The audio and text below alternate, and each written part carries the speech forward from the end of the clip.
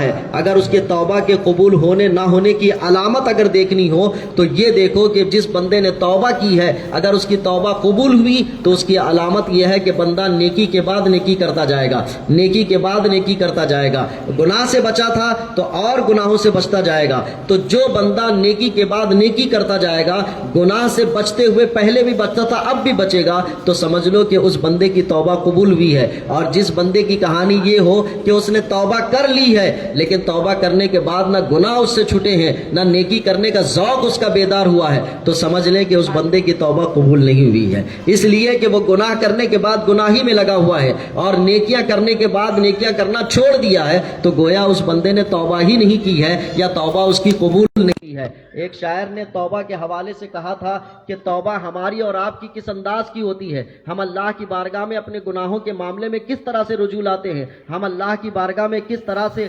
اپنے گناہوں کے شرمندہ ہیں۔ اس کی کہانی تو ایسی ہے کہ بعض کی توبہ یہ ہے کہ کلے پہ ایک دو مرتبہ مار لیا تو توبہ کہلاتا ہے، اللہ کے نزدیک یہ کوئی توبہ نہیں ہے۔ توبہ بندہ کر لیتا ہے، معافی چاہ لیتا ہے، لیکن معافی چاہنے کے بعد پھر اس گناہوں پر مصر ہوتا ہے تو اللہ کے نزدیک یہ بھی توبہ نہیں ہے۔ شاعر نے ایسا توبہ کرنے کی ایکٹنگ اور نقل و حرکت کو کہا کہ ہماری توبہ تو یہ ہے کہ توبہ کی، پھر توبہ کی، پھر توبہ کر کے توڑ دی، اور ایسی توبہ پہ خود توبہ نے توبہ کی ہے کہ یہ توبہ تو ایسی ہے کہ بندہ توبہ کر رہا ہے پھر توڑ رہا ہے، پھر توبہ کر رہا ہے پھر توڑ رہا ہے، تو توبہ نے خود ایسی توبہ سے توبہ کی ہے کہ ایسی توبہ مجھے نہیں چاہیے۔ اللہ کی طرف رجوع ہونے کا معنی یہ ہے کہ بندہ گناہوں سے رک جائے اور دوبارہ گناہ نہ کرنے کا عہد کر لے، یہ اصل میں عمرے کا مقصد ہے۔ اس نیت کو پہلے ٹھیک کر لیں، اگر یہ نیت بن جاتی ہے تو ہم اپنے مقصد کی طرف ہو جائیں گے۔ اس کے بعد عمرے کے ارکان ہوتے ہیں، عمرے کے طور طریقے ہوتے ہیں۔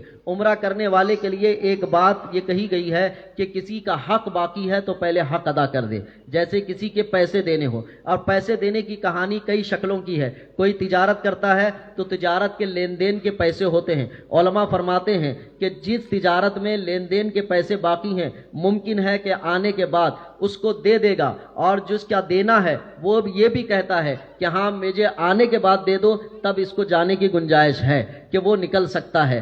ایسا قرض ہے جیسے مہر ہے، اس نے ادا نہیں کیا ہے تو اسے چاہیے کہ وہ مہر ادا کر کے نکلے کیونکہ اس کے اوپر قرض باقی ہے، لیکن بیوی کہتی ہے کہ آنے کے بعد بھی دے سکتے ہو، گنجائش ہے، تو ایسا قرض رکھ کر جا سکتا ہے۔ ورنہ جس کے اوپر لین دین کا باقیہ ہو اور مطالبہ کرنے والا جلد مطالبہ کرتا ہو تو ایسا شخص پھر عمرے کے لیے جا نہیں سکتا، اسے حقوق ادا کر کے نکلنا ہے۔ لیکن کوئی حق اپنا معاف کر دیتا ہے یا تاخیر کے لیے کہہ دیتا ہے کہ آپ آنے کے بعد بھی اس کو ادا کر سکتے ہو، تو پھر عمرہ کرنے والا عمرے کے لیے نکل سکتا ہے۔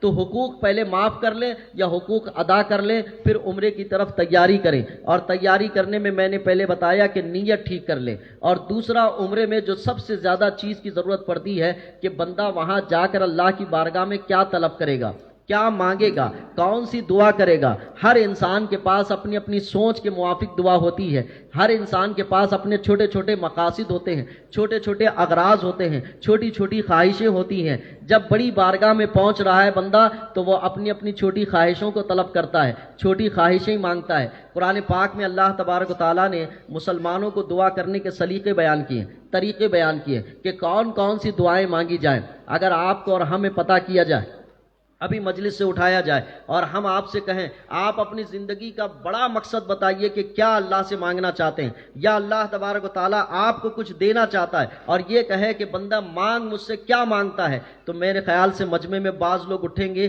وہ کہیں گے کہ میرے گھر میں پریشانی یہ ہے کہ مجھ پر کوئی جادو اثرات کیے ہوئے ہیں، اے اللہ اس جادو اثرات کو دور کر دے، یہ میری بڑی تمنا ہے۔ کوئی یہ کہے گا میری بچی کی شادی رہ گئی ہے، اس بچی کی اچھی گھر میں شادی ہو جائے، یہ میری بڑی تمنا ہے۔ کسی کے کاروبار نہیں چل رہے ہیں تو وہ کہے گا کہ میرے اور میرے گھر والوں کے کاروبار ٹھیک ٹھاک چل جائے، یہ میری تمنا ہے۔ کسی کے اسکول میں بچے کے اچھی تعلیم یافتہ ہونے کی کہانی ہے تو وہ اٹھ کر کہے گا کہ ہاں میرے گھر میں بچہ تعلیم سیکھ رہا ہے، وہ اچھا گریجویشن حاصل کر لے، یہ میری تمنا ہے۔ کسی کی نوکری نہیں لگ رہی ہے تو وہ کہے گا کہ میرے گھر میں میرے بچوں کی نوکری لگ جائے، یہ میری تمنا ہے۔ لیکن ان ساری تمنائیں، اغراض و مقاصد جو دعاؤں میں مانگے جا رہے ہیں، میں کہتا ہوں کہ اس معاملے میں انسان کی سوچ بہت چھوٹی ہے۔ بہت بڑی بارگاہ میں پہنچ رہے ہیں، اس رب کی بارگاہ میں پہنچ رہے ہیں جس نے زمین کو بنایا، جس نے آسمان کو بنایا، جس نے دریا بنائے، جس نے ہریالی بنائی، جس نے کھیتی بنائی اور اس میں اناج اگائے، جس نے اس کائنات کی رنگ و بو کو ترتیب دیا ہے، وہ رب کہتا ہے کہ کیا مانگتے ہو مانگو۔ اور اس موقع پہ بندہ یہ کہے کہ مجھے فلاں چاہیے، مجھے فلاں چاہیے، تو اس وقت مانگنے والے پر ترس آتا ہے کہ بہت بڑی بارگاہ کے مقابل میں اس بندے نے مانگا تو اپنی چھوٹی ذہنیت سے مانگا، چھوٹے معاملے کو مانگا۔ اگر آپ کو اور ہمیں اندازہ کرنا ہو تو اس مثال سے اندازہ کر سکتے ہیں، ایک چھوٹی سی بچی کو بلائیں اور اس بچی کے سامنے ایک 10 کا نوٹ رکھیں، 20 کا، 50 کا، 100 کا، 500 کا، اور اس کے مقابل میں ایک چیک بک بھی رکھ دیں اور اس سے کہیں کہ بیٹا ان میں سے جو تمہیں چاہیے تم لے لو، تو آپ اور ہمیں اندازہ ہوگا بچی جن نوٹوں کو پہچانتی ہے بس اسی نوٹ کا مطالبہ کرے گی، اور اس میں سے کسی کی 50 کی شناخت ہے تو وہ 50 اٹھا لے گی، کسی کو 500 روپے کی شناخت ہوگی تو وہ 500 اٹھا لے گی۔ لیکن اس میں جس آدمی نے یہ آفر دیا ہے کہ بیٹا ان میں سے جو چاہے تم لے لو، اس کا ارادہ یہ ہے کہ میں ان میں سے جو بھی چاہوں گا دے دوں گا، لیکن مانگنے والے نے وہاں مانگا، بچی نے مانگا، کسی کو 500 کی نوٹ پسند آ گئی وہ لے لیا، کسی کو 10 کی نوٹ پسند آ گئی وہ لے لیا، لیکن دینے والا یہ سمجھتا ہے کہ اس نے 10 پر اکتفا کر لیا، اس نے 50 پر اکتفا کر لیا، لیکن یہاں پہ رکھے ہوئے چیک بک کو نہیں دیکھا، اس میں تو کروڑوں روپے بھر سکتا تھا، وہ کروڑوں روپے لے سکتا تھا، لیکن بچے کی ذہنیت ہی اتنی ہے کہ اس کی زندگی کا کل خلاصہ 10، 20، 50، 500 روپے کی نوٹ سے پورا ہو جاتا ہے، اسی لیے اس نے وہی طلب کیا۔ لیکن دیکھنے والے جانتے ہیں کہ اس کا طلب کرنا ٹھیک نہیں ہے، اس کا مانگنا ٹھیک نہیں ہے، اس کو تو مانگنا چاہیے تھا بڑی بڑی، کیونکہ میں نے دینے والا نے اعلان کر دیا تھا جو چاہتے ہو لے لو، اور اللہ کی بارگاہ سے اعلان ہے زائرین حرمین شریفین کے لیے کہ مجھ سے طلب کرنا چاہتے ہو تو طلب کر لو جو لینا چاہتے ہو۔ تو اب ایسے موقع پہ بندے کو جو مانگنا چاہیے وہ کیا مانگے؟ تو میں کہتا ہوں آقا کریم صلی اللہ علیہ وسلم ارشاد فرماتے ہیں جب تمہیں رب کی بارگاہ سے کوئی چیز مانگنا ہے تو سلامتی مانگو، عافیت مانگو، خیر مانگو، اللہ کی بخشش مانگو اور اللہ کی رحمت مانگو، تم یہ مانگو، اس لیے کہ اس کے اندر دنیا کی ساری چیزیں موجود ہیں، تم جو چاہتے ہو، بچوں کی پڑھائی چاہتے ہو عافیت میں رکھی ہوئی ہے، کاروبار کی ترقی چاہتے ہو عافیت میں رکھی ہوئی ہے، اپنے بچوں کے درمیان شادیاں چاہتے ہو تو عافیت میں رکھی ہوئی ہے، سلامتی میں رکھی ہوئی ہے، اپنی صحت و سلامتی چاہتے ہو عافیت میں رکھی ہوئی ہے، اسی 1، 2، 3 لفظ کے اندر ساری چیزیں موجود ہیں۔ اللہ کی بارگاہ میں کبھی تم مانگنا چاہو تو یہ مانگ لو، یہ نہ مانگو کہ صرف مجھے فلاں چاہیے، مجھے فلاں چاہیے، اس لیے کہ یہ دعاؤں کے مانگنے کا اہم مرکز ہے، رب کی بارگاہ سے بڑی سوغات ہے، لیکن بندہ مانگتا ہے تو بہت تھوڑی تھوڑی چیزیں مانگتا ہے۔ میرے پاس ایسی کئی مثالیں ہیں کہ جو بندوں کی چھوٹی سوچ کو بتاتے ہیں۔ کوئی بندہ آتا ہے ہمارے پاس، مولانا دعا کیجئے کہ میرا بچہ 10ویں میں پاس ہو جائے، پھر اس کے بعد 11ویں میں پاس کے لیے الگ دعا لے کر آتا ہے، 12ویں میں پاس کے لیے الگ دعا لے کر آتا ہے، پھر گریجویشن کے لیے الگ دعا لے کر آتا ہے، پھر اس کے بعد نوکری کے لیے الگ دعا لے کر آتا ہے، پھر اچھی لڑکی کے انتخاب کے لیے الگ دعا لے کر آتا ہے، پھر اولاد کے لیے الگ دعا لے کر آتا ہے، پھر اولاد کے حسن اور اولاد کے اچھے ہونے کے لیے دعا لے کر آتا ہے، پھر اس کی زندگی کا سلسلہ تھوڑی تھوڑی تھوڑی کر کے مانگنا ہوتا ہے۔ اگر اس مقابل میں دیکھا جائے تو اللہ کی بارگاہ سے مولا مانگے بندہ کہ مولا جس زمانے میں جب بھی میرے لیے خیر ہو، عافیت ہو، سلامتی وہ مجھے عطا کر دے، تو ساری چیزیں اس کے اندر آ جاتی ہیں، اس کے اندر آ جاتی ہیں۔ یہ تھوڑی تھوڑی مانگنا ہمارے چھوٹی ذہنیت کو بتاتا ہے، یا کم از کم یہ بتاتا ہے کہ ہم نے اللہ کو سب سے بڑا مانا ہی نہیں ہے، ہم نے چھوٹا سمجھ کر چھوٹا ہی مانگا ہے۔ اللہ تو دینے والا ہے دنیا کی حکومت، لیکن بندہ مانگتا ہے بہت چھوٹی حکومت، بہت چھوٹی چیز مانگتا ہے۔ اسی لیے اپنی چیز بڑھا لیں کہ مانگنے میں مجھے کیا مانگنا ہے۔ میں ایک روایت ہمیشہ سناتا ہوں، آج بھی سناؤں گا۔ حضرت موسیٰ علیہ السلام کے دور کی ایک واقعے کو بیان کر کے اللہ کے رسول صلی اللہ علیہ وسلم نے بیان کیا کہ تمہیں، صحابہ سے خطاب کرتے ہوئے حضور نے بیان کیا کہ تمہیں تو موسیٰ علیہ السلام کے دور کی اس خاتون کی طرح مانگنا نہیں آتا اللہ سے جس طرح اس خاتون نے مانگا تھا۔ صحابہ نے عرض کیا کہ یا رسول اللہ صلی اللہ علیہ وسلم، اس خاتون نے اللہ کی بارگاہ سے کیا مانگا تھا؟ تو میرے حضور ارشاد فرماتے ہیں حضرت موسیٰ علیہ السلام اپنی قوم کو لے کر قدس کی سرزمین کی طرف نکلے، ایک سفر میں نکلے، اور سفر میں نکلے تو راستہ گم ہو گیا، اصل راستہ ملتا نہیں تھا، پورا پوشیدہ ہو گیا کہ آگے کیسے سفر کو طے کریں۔ حضرت موسیٰ علیہ السلام نے اپنی قوم کے درمیان اعلان کیا کہ کوئی شخص ہے جو راستہ جانتا ہو تو وہ آگے آئے۔ ساری قوم میں کسی نے کہا کہ مجھے نہیں معلوم، مجھے نہیں معلوم، لیکن ایک شخص نے کہا راستہ مجھے تو نہیں معلوم، لیکن ایک خاتون کو جانتا ہوں کہ وہ راستہ جانتی ہے کہ بیت القدس کے جانے کا راستہ کدھر ہے۔ حضرت موسیٰ علیہ السلام وہ اللہ کے پیغمبر ہیں، डायरेक्ट अल्लाह से बात करते हैं, फरिश्ते के जरिए से भी बात करते हैं, कोहे तूर पर जाकर बात करते हैं। हजरत मूसा अलैहिस्सलाम ने कहा कि उस खातून की तरफ रहनुमाई करो जो रास्ता बता सकती है। हजरत मूसा अलैहिस्सलाम वहां पर पहुंचे उस खातून के पास और कहा कि हम रास्ता गुम कर चुके हैं, तुम्हें रास्ते का पता है, तुम रास्ता बता दो ताकि हम अपने मंजिल की तरफ चले जाएं। तो वो खातून कहती है कि रास्ता तो बताऊंगी लेकिन एक शर्त पर, एक काम मेरा करना पड़ेगा। हजरत मूसा अलैहिस्सलाम ने कहा बताओ क्या है? कहा रास्ता बताऊंगी, मुझे उजरत चाहिए। हजरत मूसा अलैहिस्सलाम ने कहा क्या उजरत चाहिए? तो वो खातून कहती है कि आप वादा ले लो, कल जन्नत में आपके महल के मुकाबिल में, आपके महल के बाजू मेरा महल होगा, अगर ये शर्त पूरी करते हैं तब मैं तो रास्ता बताऊंगी। हजरत मूसा अलैहिस्सलाम ने कहा छोटे से रास्ता बताने के लिए इतनी बड़ी उजरत कि जन्नत में आला क्वालिटी में आला महल, वो भी मेरे बाजू, तुम्हारा मकान हो, बहुत बड़ी बात मांगती हो। हजरत मूसा अलैहिस्सलाम कहते हैं हमें अंदाजा नहीं कि हजरत मूसा अलैहिस्सलाम जन्नत में कहाँ रहने वाले। जन्नत के 100 दर्जे हैं, 100 दर्जे में आला दर्जे में अंबिया इकराम होते हैं जिनको जन्नतुल फिरदौस कहा जाता है, और उस आला दर्जे में अंबिया इकराम, सिद्दीकीन, शोहदा, सालिहीन हुआ करते हैं। आम मुसलमान नीचे दर्जे के जन्नती होंगे। 100 दर्जों में से आला दर्जे, अगर मैं कहूँ आज के जमाने में आला दर्जे की एक सोसाइटी कौन सी है तो आप किसी मोहल्ले का नाम लेंगे, जीडीए वाली कॉलोनी सबसे अच्छी है, वहां मकान मिल जाए तो बहुत बड़ी बात है। बाज लोग कहेंगे कि इस शहर को छोड़कर बंबई में कोई अगर 30-40 का प्लॉट मिल जाए तो वो बहुत बड़ी बात है। कोई कहेगा दुबई में अगर 40-60 का प्लॉट मिल जाए तो वो बहुत बड़ी बात है। फिर वो कहेगा कि नहीं इससे आगे क्या है? कहा कि दुबई में एक समंदर के बीच में बहुत बड़े लेआउट बनाया गया, वहां अगर फ्लैट मिल जाए तो बहुत बड़ी बात है। जिस तरह दुनिया में इस तरह से रहने की दर्जा बंदी है, जन्नत में भी ऐसी ही दर्जा बंदी है। आप और हम अगर आज मांगते तो यही मांगते कि 30-40 का प्लॉट मिल जाए, 40-60 का घर बन जाए, 2 बिल्डिंग वाली बन जाए, बाजार में एक दुकान मिल जाए। लेकिन उस खातून ने मांगा तो मांगा, कहा कि जन्नत में जहां आप रहते हैं बाजू में मेरा मकान चाहिए, मेरा महल चाहिए, मुझे ये चाहिए। हजरत मूसा अलैहिस्सलाम ने कहा थोड़े से काम की इतनी उजरत तो नहीं दी जाएगी। हजरत मूसा अलैहिस्सलाम पलटे तो रब की तरफ से निदाई कि मूसा दे दो उस खातून को। मेरे आका करीम सल्लल्लाहु अलैहि वसल्लम ये वाकया बयान करके सहाबा को कहते हैं तुम्हें तो मांगना भी उस खातून की तरह नहीं आता जो मूसा अलैहिस्सलाम की कौम में थी, मांगना है तो ऐसे मांगो। हुजूर ने खुद तरकीब इरशाद फरमाई जब भी रब से मांगो तो जन्नतुल फिरदौस मांगो। मेरे हुजूर ने फरमाया जन्नतुल फिरदौस मांगो। तो 2 काम आपको करनी, पहले नीयत ठीक करनी है, दूसरा दुआओं की क्वालिटी को बढ़ाना है कि दुआ क्या करनी है। अगर ये 2 चीजें हमारे और आपके दरमियान है, अब तीसरी चीज ये करना है कि 13, 14, 15 दिन जो कुछ भी है आपका, इसमें आपको कसरत से अल्लाह का जिक्र करना है। कसरत से ऐसा जिक्र करना है कि आपको जो दुआएं याद हैं, जो वजीफे याद हैं, अपनी जुबान पर जारी रखें। उलमा फरमाते हैं कि हरमैन शरीफैन के ये 15 दिन बंदे को जो मैसर होते हैं कुल वो अल्लाह की रहमत के साये में होता है, और अल्लाह की रहमत के साये में होता है तो वो रहमत जितनी तलब करेगा अल्लाह उसको उतना अता करेगा। तो दुआओं की कसरत अपनी ज़िंदगी में शामिल करें।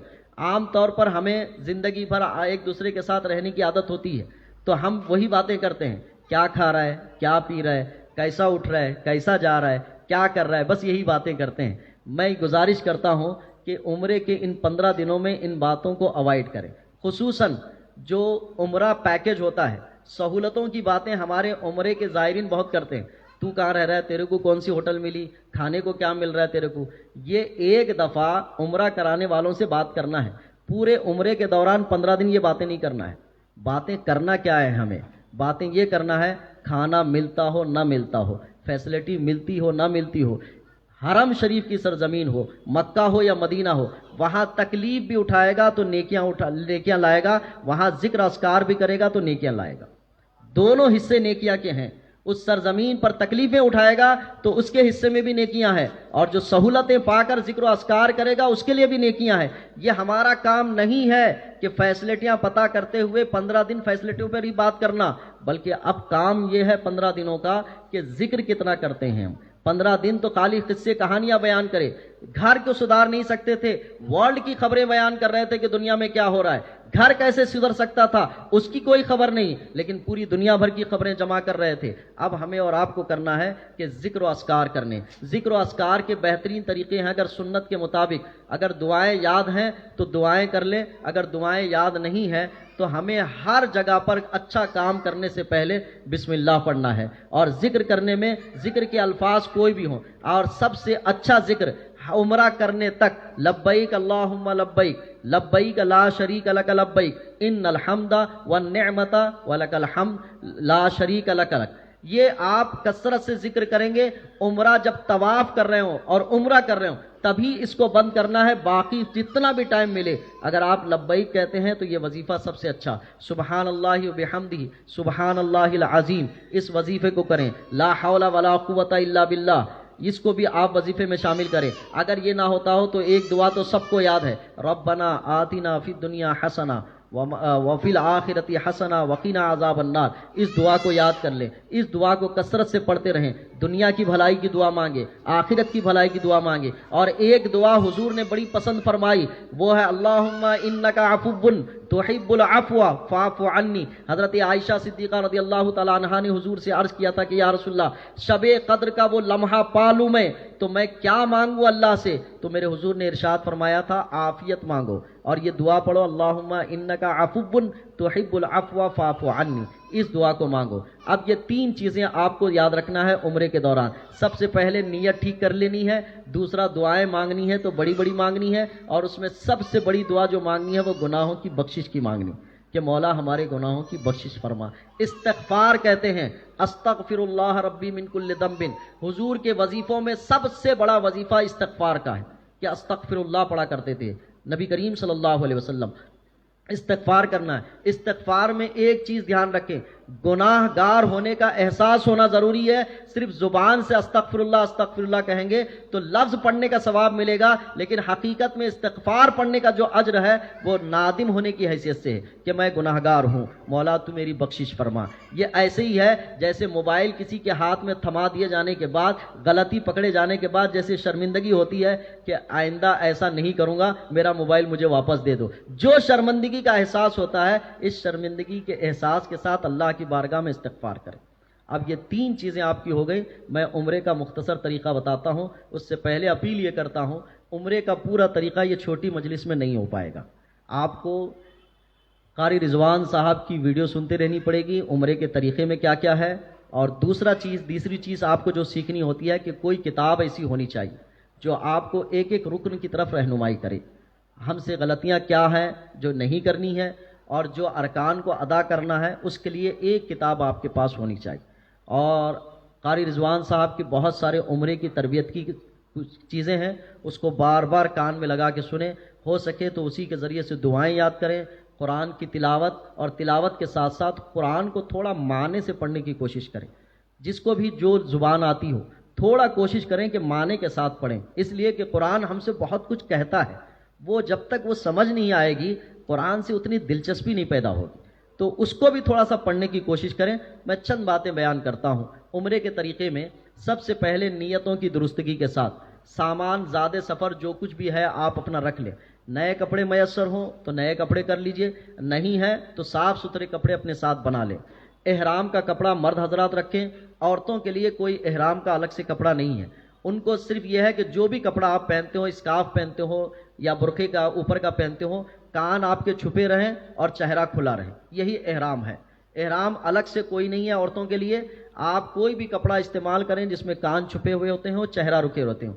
जो ख़वातीन पर्दे का पूरा एहतमाम करती हैं, एहराम की हालत में भी वो पर्दा रखना चाहती हैं, तो उनके लिए एक तरीक़ा है कि कोई ऐसा कपड़ा इस्तेमाल करें जो चेहरे पे ना लगे। उसके लिए हमने बहुत सारी ख़वातीन को देखा कि एक ऐसी टोपी का इस्तेमाल करते हैं जो यहाँ तक होती है, फिर वहाँ से कपड़ा ऐसे आके सामने पड़ा रहता है, जिससे चेहरे पर कपड़ा लगता भी नहीं और चेहरा किसी को दिखता भी नहीं।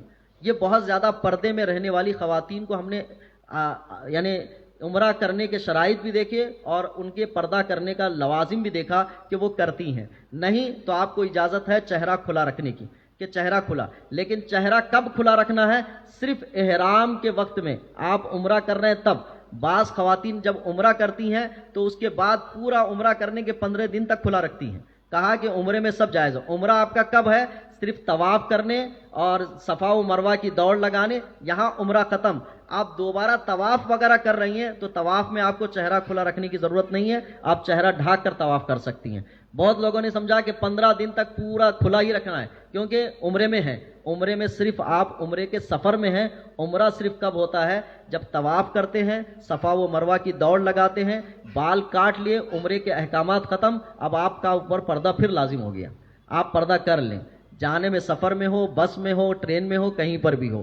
تو عمرے کے لیے یہ دو طرح کی چیزیں. مرد کے لیے احرام ہے، میں انشاءاللہ اگر احرام کا کپڑا ہے تو احرام کیسے باندھا جاتا ہے بتا دوں گا. اور عورتوں کے لیے جو احرام ہے، احرام تو کچھ نہیں ہے، جو بھی کپڑا آپ دوپٹہ ہو، اسکارف ہو یا برقعے کی کوئی شکل کا ہو، یہ کان چھپے رہیں، چہرہ پورا کھلا رہے، یہ کیفیت ہے. اب اس سے پہلے گھر سے نکلتے وقت احرام باندھ سکتے ہیں یا ایئرپورٹ پر احرام باندھے. آپ احرام دو کپڑے ہیں مرد حضرات کے لیے. اس سے بہتر پہلے طریقہ یہ ہے کہ سفر کے لیے جب نکلیں تو گھر میں 2 رکعت نماز پڑھ لیں. سفر کی کامیابی کے لیے کہ حضور کا طریقہ ہے کہ حضور جب بھی سفر کے لیے نکلتے تھے تو 2 رکعت سفر کی نماز پڑھتے تھے. آپ اس کو مرد حضرات گھر کے قریب کی مسجد میں پڑھ لیں تو زیادہ افضل ہے، نہیں تو گھر میں پڑھ کر نکلیں. نکلنے کے اوقات سب کے علیحدہ علیحدہ ہیں، تو یا تو گھر میں پڑھ کے نکلیں یا مسجد میں پڑھ کے نکلیں. خواتین 2 رکعت نفل پڑھ کر نکلیں. اور یہ نکلنے کے بعد یہ ہوا سفر کی 2 رکعت. اب ایک ہوتا ہے عمرے کو احرام باندھنے سے پہلے 2 رکعت یا احرام باندھنے کے بعد کے 2 رکعت. وہ 2 رکعت عمرے کے لیے ہیں اور ایک 2 رکعت سفر کے لیے. تو سفر آپ کے 2 ہو سکتے ہیں، یہاں سے بامبے یا حیدرآباد جو جا رہے ہیں ایک سفر یہ ہے، ایک سفر وہاں سے لے کر جدہ تک کا ہے. اس کو 2 سفر بنا لیں یا ایک ہی سفر بنا لیں کہ میں یہاں سے لے کر جدہ مکہ تک جا رہا ہوں، ایک سفر، اس کی 2 رکعت نفل پڑھ لیں. یہ ایک طریقہ ہو گیا. پھر عمرے کے لیے احرام باندھیں. احرام کے لیے شرط یہ ہے کہ ہر ملک والوں کے لیے ایک میقات بول کے کہا گیا، حد بندی، یہاں سے پہلے احرام باندھ کر آنا. تو جو جگہ بتائی گئی ہے اس کو میقات کہتے ہیں. اب میقات ہمارا جو ہندوستان والوں کا ہوتا ہے وہ سمندری حصہ ہے، اسی لیے بہت سارے لوگ وہاں جا کر ایئرپورٹ یعنی پلین میں باندھنے کے بجائے پہلے باندھ لیتے ہیں اور نیت آپ کی اس کے بعد کرنی ہے. تو احرام باندھنا ہے. احرام باندھنے سے پہلے آپ چاہیں تو احرام کے کپڑے کو خوشبو وغیرہ لگا سکتے ہیں، لیکن جب احرام کی پابندیاں شروع ہوں گی تب خوشبو کا استعمال نہیں کیا جائے گا. لیکن احرام باندھنے سے پہلے کپڑے کو آپ لگا سکتے ہیں، جسم پر خوشبو لگا سکتے ہیں اور خوشبو کا استعمال کر سکتے ہیں. اب یہ 2 کپڑے احرام کے جیسے ہی باندھ لیں گے. باندھنے کے بعد گزارش میری یہ ہے کہ ابھی نیت نہ کریں. نیت کب کریں؟ آپ سب سے مل لیے، ایئرپورٹ سے گزر گئے، ایئرپورٹ میں پلین میں بیٹھ گئے، پلین میں بیٹھنے کے بعد چائے بسکٹ جو بھی پیش کیا گیا آپ کو کھا لیجئے، اور جب پورے کام ہو جائیں تب آپ نیت کیجئے کہ میں عمرے کی نیت کر رہا ہوں. اس لیے کہ بندہ اگر یہیں ایئرپورٹ پہ نیت کر لیا، کر لینے کے بعد احرام کی پابندیاں شروع ہو جائیں گی. بہت سارے حضرات گلپوشی کرنے آتے ہیں، پھول ہوتے ہیں، خوشبو اس میں لگی ہوئی ہوتی ہے. اچھا، ان چیزوں کی جو احرام کی پابندیوں کی خلاف ورزی کرتا ہے، بعض صورتوں میں دم دینا ہے، بعض صورتوں میں صدقہ کرنا ہے. دم کا معنی ہے ایک جانور کو خرید کر حرم شریف میں ذبح کرنا، اور ایک جانور 400 درہم میں ملتا ہے. تو اگر پابندیاں ڈھنگ کی نہیں ہوں گی تو پھر صدقے اور یہ دم دینے کی کہانیاں ہمارے اوپر بڑھ جائیں گی. یہ جرمانہ ہے کہ اگر ان پابندیوں کی رعایت نہیں کرتے ہیں، جرمانے کے طور پر ایک بکرے کو ذبح کرنا ہے اور وہاں ذبح کرنا ہے، یہاں نہیں. 400 درہم کا ایک آتا ہے عام طور پر، اس سے بڑھ کر بھی ہوتے ہیں، کم بھی ہوتے ہیں. تو پھر وہ ایک جانور ذبح کرنا پڑتا ہے دم.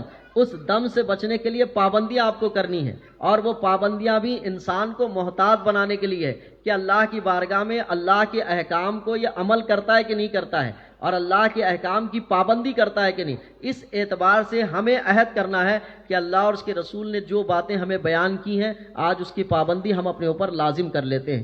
اس لزوم کے ساتھ احرام کی پابندیوں کے طریقے کو اختیار کرنا ہے. تو بہتر طریقہ یہ ہے کہ پلین میں بیٹھنے کے بعد اب نیت کریں. کپڑا باندھ لینے سے پابندیاں شروع نہیں ہوتی ہیں دونوں کپڑے، بلکہ نیت کرنے کے بعد سے پابندیاں شروع ہوتی ہیں. ایسے ہی جیسے بندہ وضو بنا کے آیا، صف میں کھڑا ہو گیا، تو صف میں نماز کے لیے کھڑا ہو گیا تو نماز کی پابندیاں بھی شروع نہیں ہوتی ہے. جب تک اللہ اکبر نہیں کہے گا نماز اس کی شروع نہیں مانی جاتی ہے. اسی طرح عمرے کا صرف کپڑا پہن لینے سے پابندیاں شروع نہیں ہوتی ہے. جب اس نے احرام باندھ لیا اور زبان سے لبیک اللہم لبیک کہہ کے نیت کر لی اب یہاں سے پابندیاں شروع ہوتی. اس لیے اس کے لیے بہتر یہ ہے کہ پلین میں بیٹھنے کے بعد وہ آدمی لبیک اللہم لبیک کہے، اور اگر آپ کے ساتھ کوئی سفر میں ہو تو ان سے کہیں کہ سارا تام جھام ہو گیا، سب سامان رکھ دیا گیا، بیٹھ بھی گئے، آپ پلین اڑنے کے نظارے بھی دیکھ لیے، سب کچھ دیکھ لیے، چائے بسکٹ ہو گیا، اب سکون میں بیٹھے ہوئے ہیں، کسی کو نیند آ رہی ہے، غنودگی آ رہی ہے، اب نیت کر کے بیٹھ جائیں تاکہ آپ کے اوپر کی پابندیاں یہاں سے شروع ہونے. اس سے پہلے غسل کر لینا، عطر لگا لینا، سرما لگا لینا، یہ احرام باندھنے سے پہلے یہ سارے مستحب اور سنت طریقے ہیں. مسواک کر لینا مرد حضرات کے لیے بہتر ہے کہ پہلے ہی سے ٹخلا بنا کے جائیں تو اچھا ہے، اس لیے کہ بالوں کے گرنے، بالوں کے جھڑنے پر جو صدقہ اور دم کی نوبت آتی ہے وہ تھوڑا کم ہو جائے گی. عام طور پر انسان کو بہت ساری عادتیں ہیں کہ جو پابندیاں ہوتی ہیں ان پابندیوں کو وہ کر نہیں پاتا ہے. کسی کو کھجانے کی عادت ہے اور کسی کو داڑھی کھجانے کی عادت ہے، کسی کے پاس ایسے کرنے کی، کسی کو کچھ کرنے کی، یہ سب عادتیں ہوتی ہیں، لیکن ان 7-8 گھنٹے کی پابندی میں بھی اس کو ادا کرنا مشکل پڑ جاتا ہے. اس کے لیے وہ عادت سے اپنے آپ کو روک نہیں پاتا. اسی لیے کچھ احتیاطی چیزیں ہیں جو بندہ کر لے. اب احرام باندھنے کے بعد جب نیت کر لی، پھر جدہ ایئرپورٹ پہ اتریں گے. اترنے کے بعد وہاں سے بس کا سفر ہوتا ہے.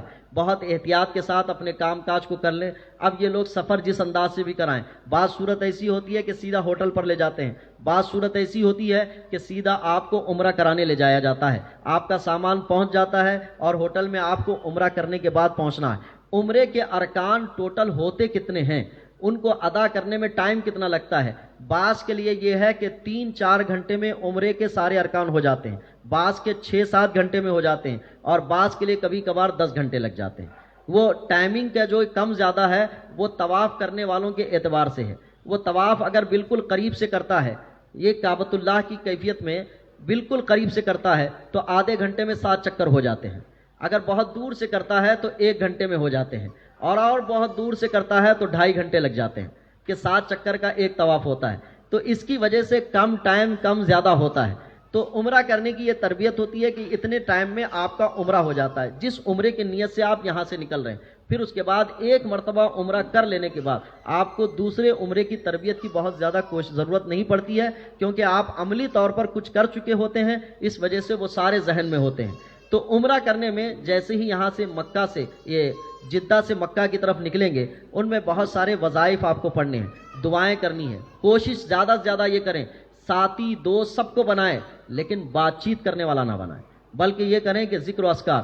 آپ کی طبیعت میں ذکر کر کے زبان تھک چکی ہے تو تھوڑی راحت لیں، کچھ بات بھی کر لیں، لیکن بیہودہ بات بالکل نہ کریں. اس لیے کہ عمرہ کرنے والوں کے لیے علماء کہتے ہیں کہ یہ اپنی جو نیتیں بناتا ہے، جو کام کرتا ہے، کہیں وہ لمحے بھی اللہ کی بارگاہ میں قبولیت کے ہو گئے تو بندے کی وہی چیزیں قبول ہو جائیں گی. اسی لیے احتیاط کریں زبان کی، عمل کی، کردار کی. اس موقع پر 2 چیزیں بڑی اہم ہے، ایک ہے غصہ اور دوسرا ہے صبر. اس معاملے میں غصہ بہت آتا رہتا ہے اور صبر کے مرحلے بہت آتے ہیں کہ کسی کے ساتھ غلطی ہو جاتی ہے تو غصہ، خصوصاً میاں بیوی کی کہانی میں کہ ان سے کچھ غلطی ہو گئی، کوئی چیز چھوٹ گئی، تو شوہر کا ایک مزاج ہے حاکمانہ، تو وہ غصے کے لہجے میں بتانا چاہتے ہیں. میں کہتا ہوں یہاں تھوڑا سا روک لیں. اب غصے وغیرہ کرنے کو منع کیا گیا ہے احادیث سے، بلکہ قرآن کی آیت میں وَلَا رَفَثَ وَلَا فُسُوقَ وَلَا جِدَالَ، کہ آپ بیہودہ بات نہ کریں، بری بات بھی نہ کریں اور لڑائی جھگڑا بھی نہ کریں. اب اپنے آپ کو روک لیں. اب یہاں نظر انداز کرنے کی کیفیت بنا لیں. امید ہے کہ نظر انداز کرنے کی یہ کیفیت بنی رہے گی میاں اور بیوی میں، باپ بیٹے میں، بیٹی میں اور دوسرے رشتہ داروں میں، تو زندگی یہی تربیت کا حصہ بن کر آئے تو مابقیہ زندگی بھی اچھی چلنے لگ جائے کہ یہی تربیت کا حصہ ہو. تو غصہ کرنے اور خصوصاً صبر کرنے، بہت سارے کام سوچے ہوئے کے موافق نہیں ہو پاتے. ہم ایک سوچ کے نکلے ہوئے ہوتے ہیں، ہوتا کچھ اور ہے، کیا کچھ اور جاتا ہے. اس وقت صبر کا دامن چھوٹنے لگتا ہے تو اس وقت صبر کریں. پہلی دفعہ آیا ہوا ہوں، کچھ ترتیب بدل سکتی ہے، بگڑ سکتی ہے، کوئی کام وقت پہ نہیں ہو رہا ہے تو صبر کو اختیار کریں اور صبر کی فضیلتیں بھی حاصل کرتے جائیں. اب یہاں سے آپ کا سفر شروع ہوا، مکہ کی سرزمین پر پہنچے. یہ گائیڈ کرتے ہیں. گائیڈ کرنے کے بعد آپ کو بتائیں گے کہ اب کعبۃ اللہ میں آپ داخل ہوں گے. کعبۃ اللہ میں داخل ہونے کے وقت میں علماء فرماتے ہیں کعبۃ اللہ پر پہلی نظر بھی دعا کی قبولیت کی ہے. اب یہاں سے دعاؤں کا سیکشن شروع ہوتا ہے کہ کون کون سی آپ کو دعائیں مانگنی ہیں. میں تجویز کرتا ہوں کہ ربنا آتنا فی الدنیا حسنہ وفی الآخرۃ حسنہ وقنا عذاب النار. بہت دعا ہے. اللہم انک عفو تحب العفو فاعف عنا یا کریم. یہ دعا بھی آپ کر لیں. ان میں بہت ساری چیزیں شامل ہیں. آپ جو نیت کر سکتے ہیں وہ بھی شامل ہے, جو نیت نہیں کر سکتے وہ بھی شامل ہے. بس یہ ہے کہ اللہ کی بارگاہ سے عافیت, خیر, بھلائی طلب کریں. آپ یہ دعا مانگیں. بعض علماء نے کہا کہ یہ دعا مانگیں, اے اللہ جب جہاں کہیں جیسی حالت میں جب بھی دعا مانگوں زندگی میں وہ دعا قبول ہو جائے, یہ دعا مانگ لیں. تو بعض نے یہ دعا مانگنے کے لیے کہا. تو جو بھی دعا آپ مانگ سکتے ہیں وہ مانگ لیں. جب جہاں کہیں جس حالت میں جیسے بھی رہوں, مولا میں تجھ سے کوئی طلب کروں وہ میری دعا قبول کر لے, تو وہ دعائیں بھی وہاں کی قبول ہوں گی. پھر واپس آنے کے بعد جو دعائیں مانگیں گی وہ بھی قبول ہونے کی علامت بن سکتی ہے. اب کعبۃ اللہ کے اندر مطاف میں پہنچتے ہیں. مطاف وہ حصہ کہلاتا ہے جہاں پہ آپ طواف کرتے ہیں. ایک طواف 7 چکر کا کہلاتا ہے. کہیں سے بھی شروع کر سکتے ہیں, لیکن سنت طریقہ یہ ہے کہ حجر اسود کے پاس سے شروع کرنا. حجر اسود کے پاس سے شروع کرنا اور کعبۃ اللہ ہمیشہ بائیں جانب رہنا. کہ آپ ایسے شروع کر رہے ہیں, یہ کعبۃ اللہ والی جیسی کیفیت ہو تو یہاں سے ایسے شروع کرنا کہ آدمی کا بایاں حصہ کعبۃ اللہ کی طرف ہو. ایک چکر ایسے بھی لگ سکتا ہے, انسان کا دایاں حصہ یہاں ہو. یہ سب بتانے کی ضرورت نہیں, کیونکہ طواف کرنے والے پورے ویسے ہی کرتے ہیں, دیکھا دیکھی ہم بھی ویسے ہی کرنے لگ جاتے ہیں. تو وہاں اس کی گڑبڑ کی گنجائش نہیں ہے کہ کوئی آدمی الٹا طواف کر رہا ہو, بلکہ سیدھا طواف ہی کرتے رہتے ہیں سب. تو اس کے طرح سے ہم جائیں گے. تو اب اس میں طواف کرنے میں ایک چیز ہے کہ کعبۃ اللہ کو دیکھنا نہیں ہے. کعبۃ اللہ کو دیکھنا نہیں ہے بلکہ سامنے سے چلتے رہنا ہے. کعبۃ اللہ پر نظر پڑی تو علماء فرماتے ہیں اس کا کفارہ ہے. کفارہ کیا ہے کہ جتنی دیر تک دیکھتے ہوئے چلا, اگر 7 قدم دیکھتے ہوئے چلا تو اس کا کفارہ یہ ہے کہ پیچھے ہو کر 7 قدم اور چلے. اس کا کفارہ یہی. اور اس کی کعبۃ اللہ کی طرف دیکھنا کب ہے؟ جب ایک چکر پورا ہو جائے. اسے یہ پورا ہونے کے بعد یہاں حجر اسود کے پاس آپ آ گئے. اب کعبۃ اللہ کی طرف رخ کر کے استلام کرنا ہے. شروع کرنا ہے تو استلام سے کرنا ہے. استلام کا معنی ہے, سنت طریقہ یہ ہے کہ حجر اسود کو بوسہ دے کر طواف شروع کرنا. لیکن حجر اسود کو بوسہ دینا آج کے دور میں جان ہتھیلی پر لے کے جانا ہے. وہاں کوئی پہنچ نہیں پاتا. کئی لوگ عمرہ کر چکے, کتنے 10, 15, 20 کر چکے, آج تک نہیں پہنچ پائے. کئی لوگ حج کر چکے, نہیں پہنچ پائے. اس لیے کہ قریب جانے کے بعد بھیڑ کا کراؤڈ اتنا ہوتا ہے کہ ہمتیں جواب دے دیتی ہیں کہ اب میں نہیں جا سکتا, زندہ تو نہیں جا سکتا یہاں. اسی لیے اس کا ایک دوسرا طریقہ ہے استعلام. استعلام کے معنی کہا جاتا ہے کہ حجر اسود کی طرف رخ کریں اور یہ اس طرح سے ہاتھ اٹھائیں. حجر اسود کی طرف ایسا رخ کر کے بسم اللہ اللہ اکبر کہیں اور اس کو چومیں. تو حضور نے فرمایا یہ استعلام حجر اسود کو چومنے کے برابر ہو جائے.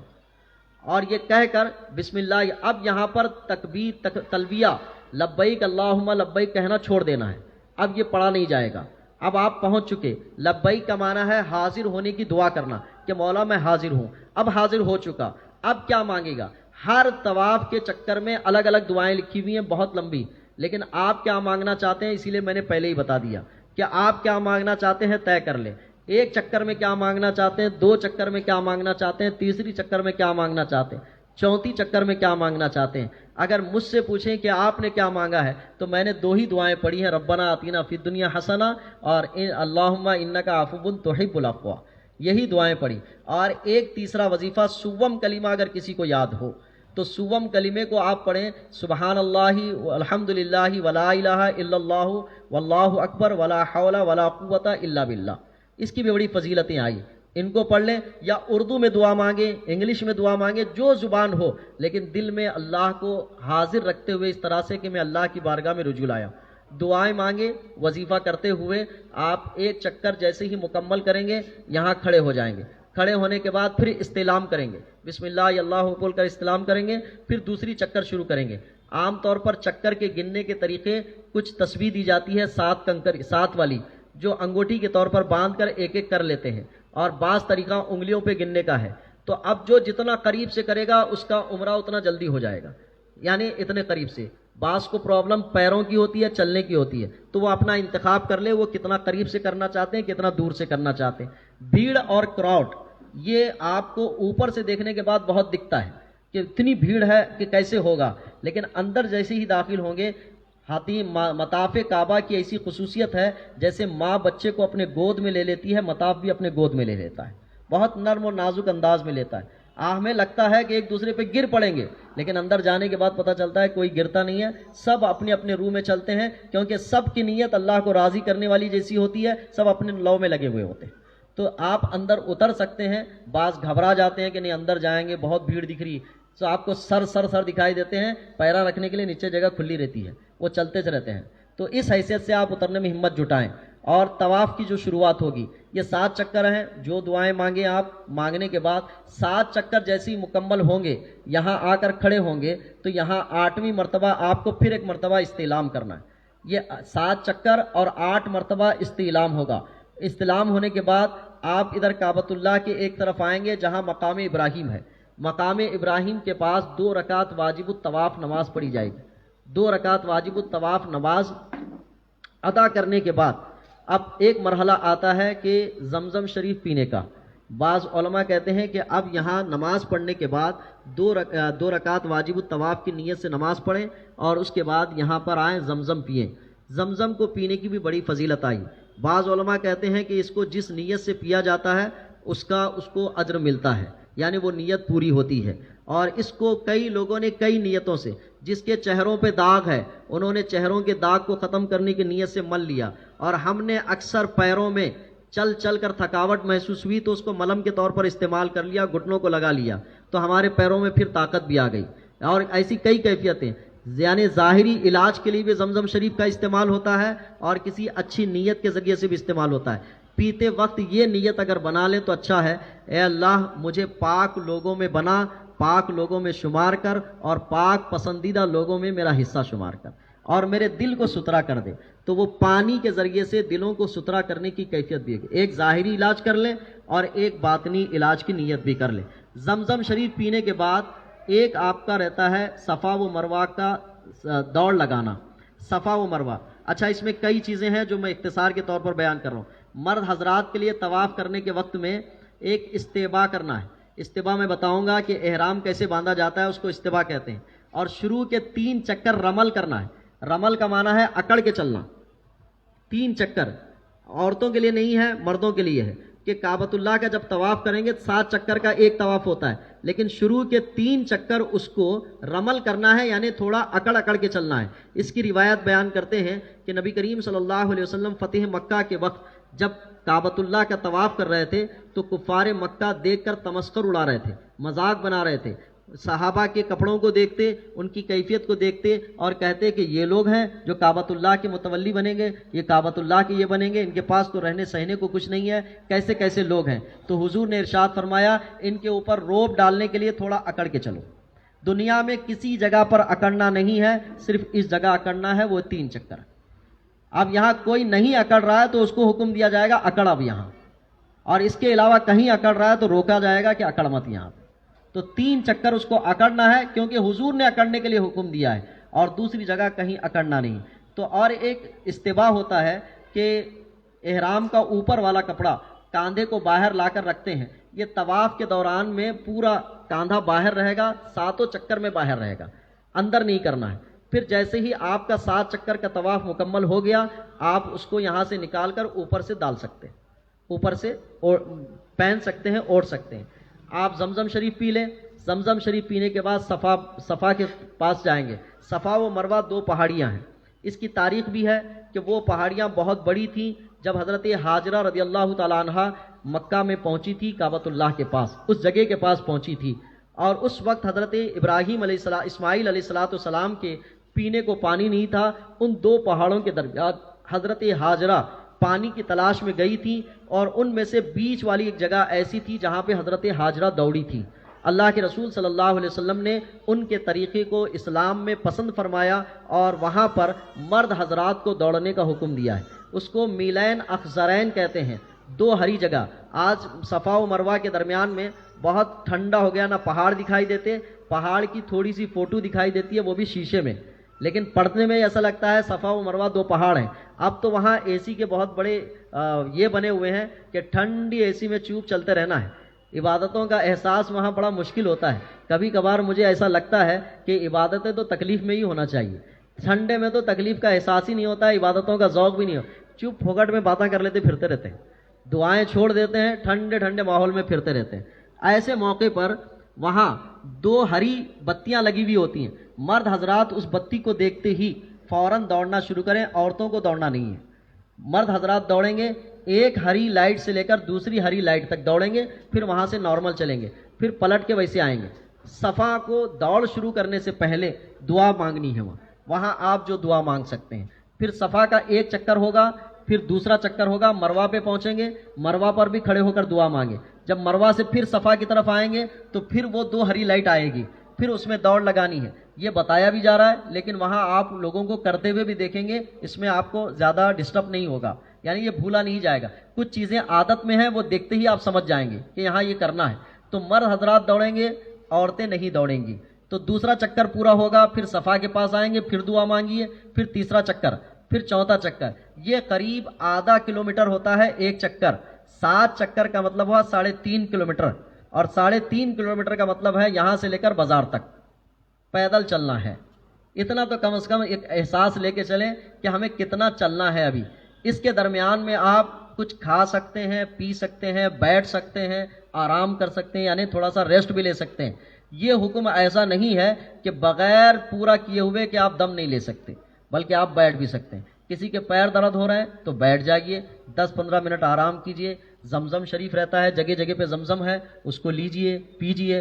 खाने के लिए कोई चीज़ लाए हैं तो खा भी सकते हैं आप, लेकिन कोशिश ये करें कि कोई बेहुदा बात ना हो, कोई बेकार बातें ना हो। बातें अच्छी भी कर सकते हैं, दुआएं भी कर सकते हैं। ये सफ़ा व मरवा की 7 यानी चक्करें हो जाएंगी, यानी एक सफ़ा व मरवा की दौड़, सफ़ा से मरवा, मरवा से सफ़ा, ये 7 पूरे हो जाएंगे, आपके उम्रे का दूसरा रुकन भी पूरा हो जाएगा। अब ये रहता है उसके बाद बाल काटना। मर्द हजरात के लिए 2 तरीक़े हैं, या तो पूरे बाल निकाल ले या थोड़े बाल निकाले, सर का 1/4 हिस्से का थोड़ा थोड़ा हिस्सा काट लें। तो इस तरह से अब इनका उम्रा मुकम्मल हो गया। औरतों के लिए यह है कि अपने बाल का आखिरी हिस्से से 1 उंगली पूरे के उतना लपेट लें और उतने बाल काट लें। अब ये काटेगा कौन? इस मामले में जो एहराम में है वो उनमें से कोई नहीं काटेगा, ये बाहरी आदमी से कटवाना है जो एहराम की हालत में नहीं है। मर्द जब एहराम की हालत से बाहर हो जाए, बहुत सारे लोग मर्द औरत मिल के जाते हैं तो उनका तरीका ये है कि मर्द हजरात किसी बगैर एहराम वाले से अपने बाल कटवा लेते हैं, कटवाने के बाद अपनी बीवी, बहन, माँ के बाल खुद अपने हाथों से काट देते हैं। तो ये तरीका होता है। अब ये जब मुकम्मल हो जाएगा, उम्रा मुकम्मल हो जाएगा, एहराम की पाबंदियां ख़त्म, जितनी पाबंदियां थी। अब एहराम की क्या क्या पाबंदियां हैं मैं मुख्तसर पढ़ता जाता हूं, ज़रा सुन ले। एहराम की हालत में मर्द औरत आपस में एक दूसरे से करीब नहीं हो सकते और करीब होने के ख्यालात भी नहीं ला सकते। ये एहराम की हालत में मना है, हराम है, और इसके बदले में कहीं कहीं पर तो एक जानवर ज़बह करना पड़ता है, इसका जो बदला देना होता है। उसके साथ साथ उनके सामने मर्द औरत के आपस में एक दूसरे की ऐसी बातें भी नहीं कर सकते, फहश बातें, बेकार बातें, गंदी बातें नहीं कर सकते। जो काम एहराम के अलावा हराम थे और एहराम की हालत में वो काम अभी भी हराम होंगे। किसी के साथ दुनियावी लड़ाई झगड़ा करना ये भी मना है एहराम की हालत में। अपना या दूसरे का नाखून निकालना ये भी मना है। दूसरे से अपना नाखून तरशवाना, सर से पैर तक कहीं से कोई बाल किसी तरह जुदा करना, अलहदा करना, ये एहराम की हालत में मना है कि कोई बाल उखड़ नहीं सकते आप और कोई बाल निकाल नहीं सकते, जिसमें सर दाढ़ी का खासकर मर्द हजरात के लिए, औरतों के लिए भी है कि वो सर के बाल वगैरह की तरफ हाथ ना लगाएं और उससे निकलना। एक है जुदा करना और एक है जुदा होना, दोनों में फ़र्क है। जुदा करेगा एक जानवर ज़बह करना पड़ता है, गलती से जुदा हो गया उसमें सदका करना पड़ता है। सदक़े का मतलब है एक आदमी खाना खाने के लिए एक टाइम जितने पैसे लगते हैं उतना किसी गरीब को दे देना, इसको सदका कहते हैं। तो वो पैसे या सामान या खाना किसी को दे देना सदका है। इसीलिए जहां आप उम्रे के सारे अखराजात के पैसे ले जा रहे हैं, एक आध दो दम के भी पैसे लेके जाएं, साथ में सदक़े के भी पैसे लेके जाएं। मुमकिन है कि हमारे साथ गलती हो जाए तो हमें वहीं अदा करना पड़ेगा, नहीं तो कर्ज लेके पूरा करना पड़ेगा। किसी के साथ चेहरे या सर को किसी कपड़े वगैरह से पोंछ नहीं सकते या छुपा नहीं सकते। मर्द हजरात दस्ती से, रुमाल से, अमामे से इस तरह से छुपा नहीं सकते। सर को भी नहीं छुपा सकते और चेहरे को भी नहीं। बाज़ हजरात टिश्यू पेपर का इस्तेमाल करते हैं, इस पर ध्यान रखें। एरोप्लेन में, प्लेन में یا کہیں بس میں بیٹھ رہے ہیں تو جگہ جگہ پر ٹیشو پیپر رکھے ہوئے رہتے ہیں جس میں خوشبو عام طور پر ہوتی ہے. بندہ جب پسینے سے شرابور ہوتا ہے ایسے لیتا ہے اور ٹیشو پیپر سے پوچھ لیتا ہے. ایسے بندے کے لیے اگر زیادہ دیر تک ٹیشو پیپر چہرے پہ رکھا تو ایک دم دینا پڑتا ہے اور نہیں تو صدقہ دینا پڑتا ہے. اب آپ کو چہرہ پوچھنا ہی نہیں ہے, پوچھنا ہے تو ہاتھ سے بھی پورے ہاتھ سے نہیں بلکہ ایسے ایسے پوچھ لیں. ہاتھ بھی پورے چہرے پہ رکھنا منع ہے احرام کی حالت میں, پورا ہاتھ بھی نہیں رکھ سکتے آپ.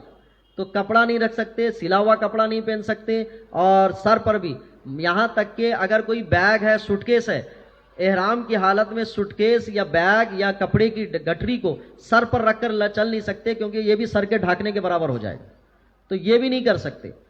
تو اس طرح سے پھر اسی طرح سے بستہ یا کپڑے کی گٹھری سر پر رکھنا احرام کی حالت میں منع ہے. امامہ باندھنا, دستانے, ہاتھ میں ہینڈ گلوز پہننا, موزے وغیرہ پہننا, پیتابے, ساکس, یہ بھی احرام کی حالت میں نہیں پہن سکتے. کوئی سلا ہوا کپڑا مرد حضرات کے بدن پہ نہیں ہوگا, کوئی سلا ہوا کپڑا. عورتوں کے لیے مکمل سلے ہوئے کپڑے ہیں لیکن مرد کے لیے کوئی سلا ہوا کپڑا نہیں, نہ انڈر ویئر ہوگا, نہ بنیان ہوگی, نہ کچھ نہیں ہوگا. یہاں تک کہ بعض علماء نے بیلٹ کو بھی منع کیا ہے. بعض حضرات بیلٹ باندھتے ہیں. بیلٹ باندھنا پہلے کے دور میں اس لیے تھا کہ پاسپورٹ رکھنا ہوتا ہے, پیسے رکھنے ہوتے ہیں, تو اس کے استعمال کے لیے تھا. احرام کے لیے بیلٹ نہیں ہے. سب اکثر حضرات سمجھتے ہیں احرام کے لیے بیلٹ لازم ہے. بیلٹ ان لوگوں کے لیے لازم ہے جس کا احرام کھلنے کی زیادہ سے زیادہ گنجائش ہوتی رہتی ہے. زیادہ سے زیادہ گنجائش کیا, جس کو احرام باندھنے کو نہیں آتا ہے یا سامان رکھنے کے لیے ہے, اس کے لیے بھی نہیں بلکہ سامان رکھنے کے لیے ہے. اس لیے وہ صرف بیلٹ کے استعمال کی گنجائش ہے. لیکن میں تو تجویز کروں گا کہ بیلٹ بھی نہ پہنے. اب آتی ہے کہ بھئی بیلٹ نہ پہنے تو سامان کہاں رکھیں, الگ سے ایک چھوٹا سا بیگ لیں, آپ ایسے گلے میں ڈال سکتے ہیں اس کو. یہ گلے سے علیحدہ ہوگا, سلا ہوا کپڑا جسم پہ نہیں لگے گا. تو الگ سے چھوٹا سا بیگ لیں, اس کو رکھ سکتے ہیں آپ. ایک تھیلا, اگر تھیلا بھی لیں, جیسے خواتین کے پاس بڑے بیگ ہوتے ہیں, ایسا لمبا ڈالنے والا ہو تو اس میں آپ چاہیں تو اپنا سامان رکھیں, چپل رکھیں, موبائل رکھیں, پاسپورٹ رکھیں, پیسہ رکھیں. وہ ساتھ میں لٹکا ہوا ہوگا, یہ چل سکتا ہے. لیکن بدن کے ساتھ رہے, یہ بالکل احرام کی حالت میں نہیں ہو سکتا. بالوں یا بدن یا کپڑوں پر خوشبو نہیں لگا سکتے احرام کی حالت میں. پہلے لگا ہوا ہے تو چل جائے گا, لیکن احرام باندھ کے نیت کرنے کے بعد ان میں سے کسی چیز کا استعمال نہیں ہوگا. خوشبودار کوئی چیز استعمال نہیں ہوگی. کتنی شکلیں ہیں خوشبودار چیزوں کی, عطر ہے, خوشبودار صابن ہے, خوشبودار ٹیشو پیپر ہے, خوشبودار رومال ہے. ایسی چیزیں جو باہر سے آپ کو رہتی ہے وہ استعمال میں آپ نہیں لا سکتے ہیں. اگر پہلے سے لگے ہوئے کپڑوں کی خوشبو آ رہی ہے تو یہ منع نہیں ہے, یہ آ سکتی ہے. اس کے لگانے کا حکم دیا گیا ہے احرام باندھنے سے پہلے. کسی قسم کی خوشبو سے رنگے ہوئے کپڑے پہننا جبکہ ابھی ان میں خوشبو باقی ہے, خالص خوشبو لگانا, مشک, عنبر یا اسی طرح سے اود بتی کا دھواں لینا یا لوبان کا دھواں لینا, اس طرح سے اس کو بھی منع کیا گیا ہے. پھر اس کے ساتھ ساتھ جاوتری, لونگ, الائچی, چینی, زنجیل وغیرہ کھانا, یہ خوشبودار چیزیں ہیں, ان کو احرام کی حالت میں کھا نہیں سکتے, اس کی بھی پابندی ہے. سر یا داڑھی کو کسی خوشبودار یا ایسی چیز سے دھونا جس سے جوئیں مر جائیں.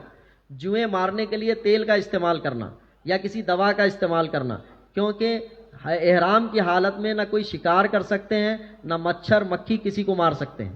عام طور پر عادت ہوئی مچھر بیٹھا پٹ ٹول کے مارے, احرام کی حالت میں منع ہے. یہ سب آپ کسی کا قتل نہیں کر سکتے ہیں, اس کو قتل میں شمار کیا گیا ہے. عام دنوں میں مارنا ہے اور احرام کی حالت میں قتل ہے, اور قتل کی بڑی سزا ہوتی ہے. مہندی کا خضاب لگانا, مہندی لگانا یا خضاب لگانا جو خوشبودار ہے, احرام کی حالت میں نہیں. احرام سے پہلے لگا ہوا ہے تو چل جاتا ہے. مہندی خواتین کے لیے پہلے سے لگا لی ہے تو چل جائے گا, لیکن احرام باندھنے کے بعد یا احرام کی پابندی کے بعد مہندی نہیں لگا. خوشبودار. اس کے ساتھ ساتھ کسی کا سر مونڈنا احرام کی حالت میں, خود احرام کی حالت میں اپنا نہیں دوسرے کا مونڈ رہا ہے, یہ بھی منع ہے کہ دوسرے کے بال اکھیڑ رہا ہے. کسی کا سر مونڈنا اگرچہ اس کا احرام نہ ہو. جوں مارنا, جوں پھینکنا, کسی کو جوں مارنے کی طرف اشارہ کرنا, یہ صرف جوں کا لفظ ہے, عام طور پر جوں بولا جاتا ہے. کسی طرح کے جانور کو نہیں مارنا, کسی طرح کے جانور کو اشارہ بھی نہیں کرنا. آپ کے پاس مکھی وغیرہ آ رہی ہے, بس ایسے ہٹائیے, لے کے پٹ پٹ مارنے کی چکر میں نہیں ماریں گے, پھر احرام کی پابندیوں کی خلاف ورزی ہوگی. وہ کون سی کنڈیشن ہوگی اس کے حساب سے الگ الگ اس کا جرم ہے. اسی طرح سے بالوں میں جوں مارنے کے لیے کوئی دوا ڈالنا, جو باتیں احرام کی حالت میں مناسب نہیں ہے, مکروہ ہے, حرام نہیں, مکروہ ہیں, ان میں سے جو باتیں ہیں ان کو بھی بیان کر دیتے ہیں. بدن کا میل چھڑانا، میل چھڑانے کو منع کیا گیا ہے کہ بدن کا کہیں سے بھی آپ میل نہیں چھڑا سکتے، یہاں تک کہ بدن پورے حصے کو کہتے ہیں یہاں پہ کچھ لگا ہوا ہے ایسے کر کے چھڑا رہا ہے آپ، یہ ایسے کر کے جو چھڑا رہا ہے اس کو بھی منع کیا گیا ہے۔ ایسے کر کے چھڑانا، ایسے رگڑنا، یہ جو ہوتا ہے یوں رگڑ لیا، یہ بدن کے اندر سے کہیں، ایک تو یہاں سے ہے کہ ایسے چھڑا رہا ہے، ایک ایسے چھڑا رہا ہے، ایک ایسے چھڑا رہا ہے، یہ کئی طریقے، ایک تو ہاتھ کے چھوٹے چھوٹے طریقے ہیں، ایسے میں سے کوئی بدن کا میل نہ چھڑائے۔ بال یا بدن صابن وغیرہ بغیر خوشبو والی چیز سے دھونا، آپ بہتر ہے کہ احرام کی حالت میں غسل بھی اگر کرنا چاہتے ہیں تو بغیر صابن استعمال کیے ہوئے، کہ کوئی صابن نہ لگے۔ اب آپ سوچیں گے کہ بغیر صابن کے تو آج تک میں نہایا ہی نہیں، اور نہانے کا کیا فائدہ جس میں اچھا ہی نہیں لگ رہا ہے۔ اللہ کے نزدیک آج سب سے اچھا بندہ یہی ہے کہ وہ ایسے ہی رہے، اللہ کو یہ پسند ہے، بال بکھرے ہوئے ہوں، پراگندہ ہو یا اس طرح سے ہو، لیکن صاف ستھرا یعنی پاک ہو، اتنا کافی اللہ کے نزدیک۔ بال بکھرے ہوئے اللہ کو یہی یعنی پسندیدہ ہے۔ جس طرح روزے دار کے بارے میں ارشاد ہے حدیث شریف میں کہ روزے دار کی منہ کی خوشبو اللہ کے نزدیک مشک و عنبر سے زیادہ اچھی ہے، اسی طرح احرام کی حالت میں بندے کی جو کیفیت ہے، بہت بڑی بارگاہ میں پہنچ رہا ہے، ایک چھوٹی آفس میں بھی پہنچتا ہے تو اچھے ٹائی بوٹ سوٹ سے پہنچتا ہے، لیکن اللہ کی بارگاہ میں احرام کی حالت ہی اللہ کو پسندیدہ ہے کہ وہ کیسے بھی رہے۔ تو صابن کا استعمال بھی نہ کریں، صابن شیمپو وغیرہ کوئی چیز استعمال میں نہیں لا، منع ہے، مکروہ کہا گیا ہے۔ پھر اسی طرح سے کھجانا کہ بال ٹوٹے، جوں کے گرنے کا اندیشہ ہو، جبہ ایسا پہننا کہ وہ سر کے اوپر سے آ جائے، کوئی ایسا جبہ ہو جو سر کے اوپر سے، جیسے بہت سارے ٹی شرٹس وغیرہ نکلے ہوئے ہوتے ہیں جو جاکٹ ہوتے ہیں سردی کے، یہاں تک پہن لیتا ہے یا ایسا اوڑھ لیتا ہے پھر اوپر سے ڈال لیتا ہے، تو ایسی چیز بھی مکروہ ہے، بلکہ منع ہے۔ جان بوجھ کر خوشبو سونگھنا، خوشبو لگایا نہیں، کچھ کیا نہیں، لیکن عطر والے کے پاس بیٹھا، خوشبو والے کے پاس بیٹھا جو بغیر احرام کے وہاں بیٹھے بیٹھے خوشبو لینا چاہتا ہے، یہ مکروہ ہے، ناپسندیدہ ہے۔ اسی طرح سے لیمبو، نارنگی، پودینہ، عطردان وغیرہ کی خوشبو لینا، عطر کی دکان پر اس غرض سے بیٹھنا کہ خوشبو سے دماغ روشن ہوگا، سر یا منہ پر پٹی باندھنا، کعبہ شریف کے غلاف کے اندر اس طرح داخل ہونا کہ غلاف کعبہ شریف سر یا منہ سے ڈھک لیا، یہ بھی مکروہ ہے، احرام کی حالت میں ہے۔ یہ احرام کے علاوہ آپ ساری چیزیں کر سکتے ہیں۔ ناک وغیرہ، چہرے کا کوئی حصہ کپڑے سے چھپانا، کوئی ایسی چیز کھانا پینا جس میں خوشبو پڑی ہو اور وہ نہ پکائی گئی ہو، اس کی بو زائل ہوئی ہو، بغیر سلا کپڑا، پیوند لگا ہوا ہو پہننا، یہ چیزیں مکروہ ہیں، ناپسندیدہ ہیں۔ تکیے پر منہ رکھ کر اوندھا لیٹ جانا کہ منہ چھپا لیا تکیے پر سونے کے وقت احرام کی حالت میں۔ مہکتی خوشبو کو ہاتھ سے چھونا، اسی طرح سے بازو میں یا گلے میں کو ڈھانک لینا بے سلے کپڑے میں کہ اپنے آپ کو پورا سا اس کو اندر گھما لیا، چھپا لیا اپنے آپ کو، یہ مکروہ ہے۔ بغیر مجبوری کے بدن پر پٹی باندھنا، یہ وہ چیزیں ہیں جو احرام کی حالت میں منع ہیں، اور بھی بہت ساری چیزیں ہیں جس کا تعلق آپ کو سننے سے اور پڑھنے سے ہوگا۔ یہ آپ کے عمرے کی مختصر گفتگو ہے۔ اس کے بعد آپ کی حاضری ہوتی ہے مدینہ شریف۔ مدینہ شریف کی حاضری عمرے کا ایک حصہ ہے، وہ بارگاہ ہے کہ جس کی جانے کی خواہش ہر بندہ مومن کو ہوتی ہے، ایک عاشق رسول کو ہوتی ہے۔ اس کا تذکرہ تو بڑا نرالا ہے کہ رسول گرامی وقار صلی اللہ علیہ وسلم کی بارگاہ میں حاضری، وہ مدینے کی سرزمین جس پر شعراء نے اپنی تمنائیں آرزویں ذکر کی تھی کہ دکھا دے یا الہی وہ مدینہ کیسی بستی ہے۔ نبی کریم صلی اللہ علیہ وسلم نے مدینہ شریف کے لیے دعا مانگی، حضرت ابراہیم علیہ السلام نے مکہ کے لیے دعا مانگی۔ کیا دعا مانگی؟ اے اللہ اس گھر کو امن والا بنا، برکت والا بنا، اور پھلوں سے اس کو اچھا بنا، یعنی مختلف پھل اس شہر میں رہیں، اس کے لیے حضرت ابراہیم علیہ السلام نے دعا کی۔ تو اللہ کے رسول صلی اللہ علیہ وسلم نے مدینے کے لیے دعا کی۔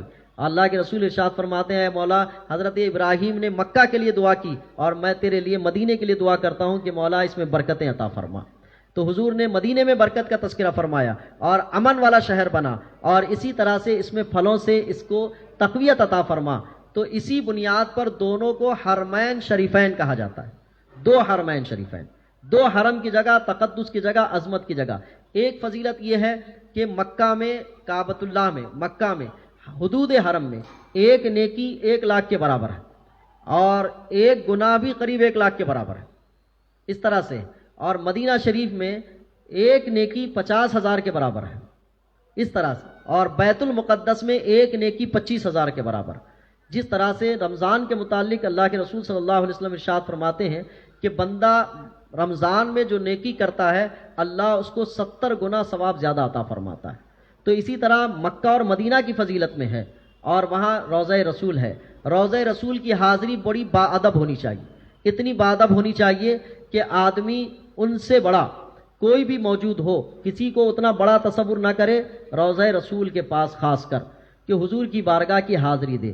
وہاں پر جنت البقیع ہے، وہاں پر ریاض الجنہ ہے. جنت البقیع وہ جگہ ہے، قبرستان ہے جس پر اللہ کے رسول صلی اللہ علیہ وسلم نے شفاعت کی بشارت دی کہ جو یہاں مدفن ہوگا وہ میری شفاعت کا حصہ پائے گا. اور ایک ریاض الجنہ ہے، وہ جگہ جہاں پر نبی کریم صلی اللہ علیہ وسلم کی مسجد تھی، مسجد نبوی، اور آپ کا کمرہ تھا جہاں پہ حضرت عائشہ صدیقہ رضی اللہ تعالیٰ عنہا رہا کرتی تھی. تو وہ اس حجرے سے حضور کی مسجد کے ممبر تک کا ایک حصہ ہے، اس کو ریاض الجنہ کہتے ہیں. ریاض الجنہ کے معنی ہوتا ہے جنت کے باغوں میں سے ایک باغ. اس کی فضیلت یہ ہے کہ بندہ وہاں پر کھڑا ہوتا ہے تو گویا وہاں کھڑا ہونا جنت میں کھڑے ہونے کے برابر ہے. اس کو ریاض الجنہ کہتے ہیں. مرد حضرات کو بھی جانے کا موقع دیا جاتا ہے، غالباً عورتوں کو بھی جانے کا موقع دیا جاتا ہے، لیکن جانے کے موقع میں ایک بے احتیاطی ہے کہ پورے مجمع کو ایک ساتھ چھوڑا جاتا ہے. اس چھوڑے جانے میں ہمارے پاس اس فضیلت کو حاصل کرنے کے لیے لوگ دوڑ پڑتے ہیں. علماء فرماتے ہیں کہ دوڑنا یہاں بے ادبی ہے، یہاں دوڑنا بے ادبی ہے. آپ کو احتیاط کرنی ہے کہ وہ روضہ رسول کے قریب والی جگہ ہے. اور وہاں بے ادبی کا ایک حصہ وہ بھی ہوتا ہے کہ روضہ رسول کی زیارت کر کے لوگ آتے ہیں اور وہیں پر لے جا کے چپل دھڑ دھڑ کر کے چھوڑتے ہیں. اپنی عاقبتیں خراب نہ کریں، چپل کو بہت کونے کنارے کاپچے میں لگا دیں، اور ہو سکے تو گنبد خضرا کے ارد گرد اور مسجد نبوی کے ارد گرد میں بغیر چپل کے ہی سفر کریں. آپ مسجد کے حدود سے باہر جائیں تو چپل کا استعمال کریں، وہ کریں، لیکن اندر میں ہو سکے تو ساکس پہن لیں، کیونکہ وہاں پر احرام کی کوئی پابندیاں نہیں ہیں. وہاں ساکس پہن لیں، وہاں موزے ملتے ہیں وہ موزے پہن لیں. چپل کا استعمال کم ہی کریں. چپل کی بڑی فکر ہوتی ہے لوگوں کو کہ چپل جائے گی تو وہ ٹیلی کرتے رہتے ہیں، ہندوستان کے اتنے پیسے لگیں گے، یہاں اتنے ریال میں آتی ہے، ہندوستان میں لیتے تو اتنے آتے تھے. چپل کی اتنی فکر کہ عبادتوں میں خلل ڈالتے ہیں، بے ادبی کے موقع زیادہ سے زیادہ پیدا کرتے ہیں. روضہ رسول کی زیارت بڑے باادب کریں. اس بارگاہ کے لیے بھی قرآن میں ذکر کیا گیا ہے، وَلَوْ أَنَّهُمْ إِذْ ظَلَمُوا أَنفُسَهُمْ جَاءُوكَ فَاسْتَغْفَرُوا اللَّهَ وَاسْتَغْفَرَ لَهُمُ الرَّسُولُ. اگر کوئی گناہ گار بندہ اے نبی تمہارے پاس آئے اپنے گناہوں کی معافی چاہنے کے معاملے کو لے کر، آپ اس کے گناہوں کی معافی کے لیے مجھ سے درخواست کریں، اللہ ان کی توبہ قبول کرنے والا ہے. تو روضہ رسول پر حاضری کے لیے بھی ایک مزاج بنائیں کہ یا رسول اللہ آپ کا امتی ہوں، آپ کے بتائے ہوئے احکامات پر عمل نہیں کر سکا، شرمندہ ہوں، آپ اللہ کی بارگاہ میں میری بخشش کی دعا فرما دیں. تو یہ آپ کریں تو یہاں پر بھی گناہوں کی بخشش کے ضامن ہیں.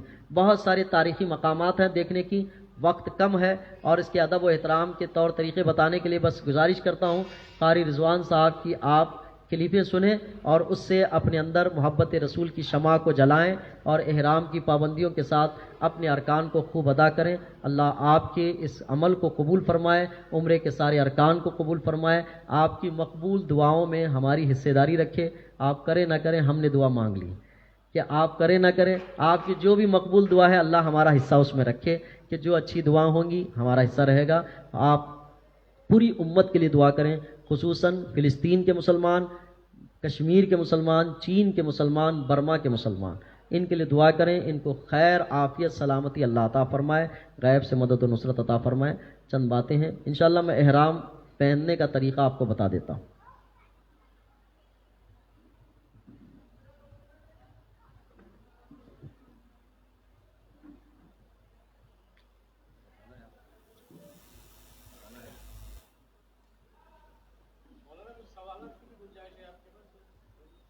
جی فرمائی.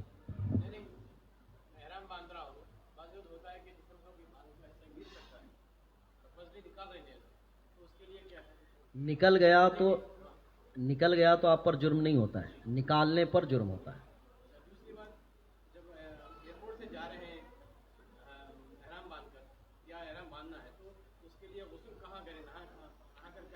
یہ آپ کے عمرہ کرانے والے بتا سکتے ہیں کہ وہاں غسل کا انتظام ہے یا نہیں. گھر سے آپ دونوں صورت میں کر لیں، وہاں انتظام بھی رہا تب بھی کر لیجئے. آپ اس لیے کہ گھر کا غسل وہ سفر کے غسل سے اچھا رہے گا، کہ یہاں آپ پورے اطمینان کے ساتھ غسل کر سکتے ہیں، اور وہاں مجمع رہے گا، کئی لوگ ایک ساتھ کرنے والے ہوں گے، شارٹ میں کرنا پڑ سکتا ہے، وہاں انتظام ہے یا نہیں ہے میں نہیں جانتا، بہتر یہ ہے کہ گھر سے غسل کر لیں۔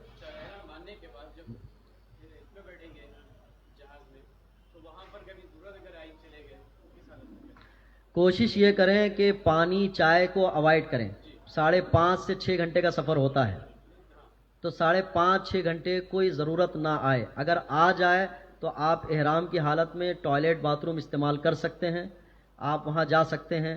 اور یہ بات بھی دھیان رکھیں مرد حضرات، احرام کے دونوں کپڑے کھل گئے تو آپ پر کوئی جرم نہیں ہے، احرام کے دونوں کپڑے، یہ کپڑا کھلا بازو رکھ دیا آپ نے، تو بعض حضرات کا یہ ہوتا ہے کہ احرام کی حالت میں ارے کپڑے باہر رکھ دیے اس نے، تو اس سے کچھ فرق نہیں پڑتا ہے، آپ کپڑے بدلتے بھی رہ سکتے ہیں، لیکن پابندیاں ہر کپڑے پہ آپ کے رہیں گی۔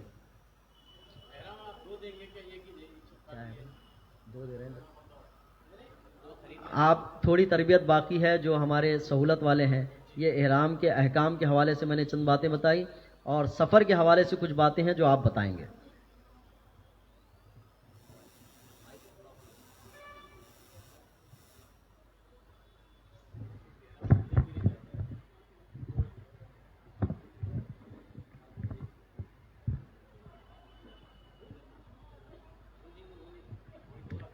احرام آپ جب بھی کوئی کپڑا لے رہے ہوں تو تھوڑا کاٹن ٹائپ کا ہو، جو بدن پہ ٹک سکتا ہو، جو بدن پہ ٹک سکتا ہو بولے، جیسے نیا کپڑا کاٹن کا لیے پانی میں بھگائے بغیر اس کا استعمال کر رہے ہیں تو وہ بار بار کھلنے کی گنجائش بنتی ہے، اس کو اچھا نرم ملائم بنا دیں، جیسے یہ اس میں گرفت رہتی ہے، یہ استعمال کرنے کے اعتبار سے اچھا ہے۔ احرام میں جو نیچے والا کپڑا ہے جو لنگی کے طور پر استعمال ہوتا ہے، جو لوگ لنگی باندھتے ہیں ان کے لیے آسان ہے، اور جو لنگی نہیں باندھتے ہیں ان کے لیے تھوڑا مشکل ہوتی ہے۔ اس کو آپ کیسے باندھیں کہ بار بار نہ کھلے، یہ طریقہ بتانے کے لیے احرام کا طریقہ ہے۔ دونوں پیر کھلے رکھیں ایسے، اس کو گنجائش بنائیں، یہ پیچھے سے کپڑا لیں اس کا آدھا کا حصہ، اور آپ کی ہائٹ کے حساب سے یہ آدھا حصہ ہے، آسان طریقہ یہ ہے کہ اس کو لیں، اس کو یہاں ٹوچ دیں، یہ ٹوچ گیا ہے، اس کو یہاں ایسے لپیٹ دیں، اور یہ ہے اس کو ایسے لپیٹ، اس کو 2-3 مرتبہ لپیٹ دیا، آپ کو بیلٹ لگانے کی ضرورت نہیں۔ اس کا ایک فائدہ یہ ہوتا ہے، ایک پدر سامنے، یہ دوسرا پدر یہاں، یہ تیسرا پدر یہاں رہتا ہے۔ اب آپ اس میں جیسے چاہے چلتے رہیں، یہ پورا کھلا ہو جاتا ہے، آپ اتنا قدم اٹھاتے۔ جب رمل کرنا ہوتا ہے تب احرام کا مسئلہ سمجھ میں آتا ہے، رمل یعنی 3 چکر جو اکڑ کے چلنا ہے۔ اب اکڑ کے کیسے چلنا ہے میرے خیال سے اس کو بتانے کی ضرورت نہیں ہے، ہمارے پاس کبھی عادت ہے اکڑ کے چلنے کی، چل لے ہی دیتے ہیں ہم لوگ، ہمارے پاس رکھی ہوئی۔ تو اکڑ کے چلنے میں عام طور پر سینے کا ابھرنا ہے، کہ ایسے چلے آدمی، اور تھوڑا وزندار بنا کے چلے، کہ جس میں محسوس ہو کہ یہ نارمل نہیں ہے، آدمی تھوڑا اکڑ کے چل رہا ہے۔ اکثر عمرہ کرنے والے اور حج کرنے والے رمل نہیں کر پاتے، رمل نہیں کر پاتے، یعنی جو اکڑ کے چلنا ہے۔ حضور کو پسند تھا، حضور نے تاکید کیا ہے کہ تھوڑا اکڑ کے چلو، تو اکڑ کے چلنے کی یہ کہانی 3 چکر تک کی ہے، تو یہ احرام کا ایک حصہ ہے۔ اب اس کے بعد اس کو کہتے ہیں استباء۔ یہ کپڑا احرام کی حالت میں نہ منہ پہ رہنا، منہ پہ نہیں رہنا، سر پہ بھی نہیں رہنا، ایک طریقہ ایسے، احرام کی حالت میں ایسا بالکل نہیں رہے گا۔ دوسرا طریقہ یہ، احرام کی حالت میں ایسا بھی نہیں رہے گا۔ ایک طریقہ یہ کھلا رہے گا۔ یہ کب تک؟ 7 چکر جو طواف کے ہوتے ہیں تب تک۔ 7 چکر طواف کے ہو گئے، اب آپ اس کو کھولیں، اور جو صفا و مروہ جانا ہوتا ہے اتنا بس، اب یہ اندر آ گیا۔ اگر یہ کھلا بھی رہا، ایسے ہی رہا، تو فرق نہیں پڑے گا آپ کو، لیکن سنت طریقہ یہی ہے کہ یہ صرف طواف کے وقت کھلا رکھنا ہے۔ تو طواف کے بعد آپ اس کو ڈھانک لیں، یہ ایسے لیں، اور اس کو ایک مرتبہ ایسے ڈالیں، یہ بار بار نیچے اترتا رہتا ہے، تو اس کو ٹوکنا اوکنا کچھ نہیں ہے، کھلا بھی رہے گا، بدن دکھتا رہے گا، تو کوئی فرق نہیں پڑے گا۔ تو بدن دکھنا نہیں، اس کے لیے کیوں احرام بندنے کا طریقہ بتایا جاتا ہے؟ بعض لوگوں کو کمفرٹیبل نہیں ہوتا ہے چلنے میں، تو وہ باندھ لیتے ہیں اس انداز سے کہ یوں یوں چلتے ہیں، تو جہاں پہ یوں یوں چلنا ہوتا ہے وہ کام دے دیتا ہے، لیکن جہاں رمل کرنا ہوتا ہے وہاں پہ ان کو پریشانی ہوتی یا کھلنے کے امکانات بڑھ جاتے ہیں۔ تو جو آپ کو کمفرٹ ہو یہ نیچے کا حصہ باندھنے کا آپ باندھ لیں، لیکن یہ طریقہ مجھے آسان لگتا ہے کہ آپ ایک پدر سیدھا لیں، ادھر پہ باندھ لیں، کیونکہ نیچلے والا حصہ اگر جتنا اندر رہے گا تو یہ اوپر کا کپڑا جتنا ہٹتا رہے گا اندر کا کپڑا اس کو پروٹیکٹ کرے گا، اس کو صاف کرے گا، گانٹ نہیں مارے۔ یہ احرام کا خالی اتنا سا حصہ ہے، آپ اس کی تیاری کریں، اور یہ بار بار ہٹتا رہتا ہے، ہٹتا رہے، کچھ کام کرتے ہیں ہاتھ ادھر ادھر کرتے رہتے ہیں تو ہٹتا ہے، ہٹنے سے کوئی فرق نہیں پڑتا ہے، لیکن ایسا کپڑا ہوگا تو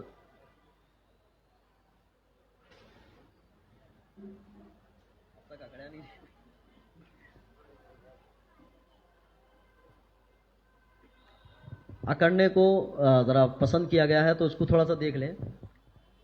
یہ ایسے سینہ، آپ جس کے پاس جتنی گنجائش ہے، سینہ ابھرا ہوا ہو اور گردن تھوڑی اٹھی ہوئی ہو، اس سے جتنے قدم آپ چلتے جا سکتے ہیں۔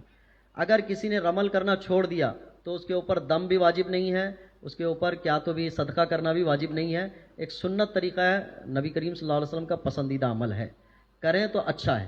اگر کوئی نہیں کر پایا، دھیان نہیں رہا یا بھیڑ کی وجہ سے نہیں کر پایا تو اس کے اوپر کوئی جرم نہیں آتا ہے، لیکن کر لیں تو اچھا ہے۔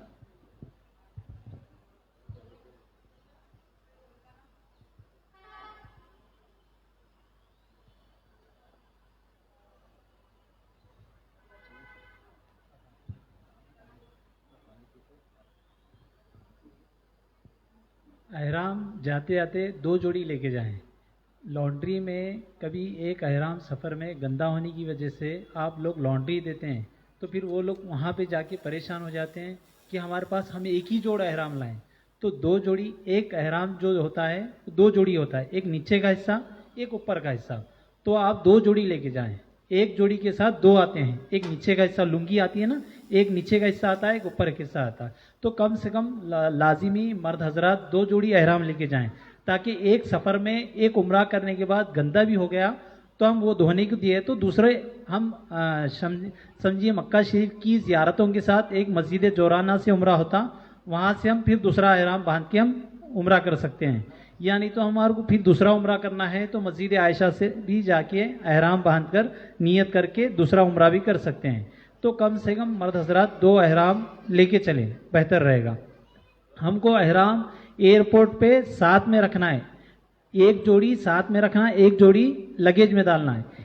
جو ہمارا بڑا بیگ رہے گا نا وہ لگیج میں جائے گا، لگیج میں مرد حضرات، خواتین حضرات بھی قینچی وغیرہ رکھتے ہیں، ناخن ترش وغیرہ رکھتے ہیں، تو لگیج بیگ میں رکھیں۔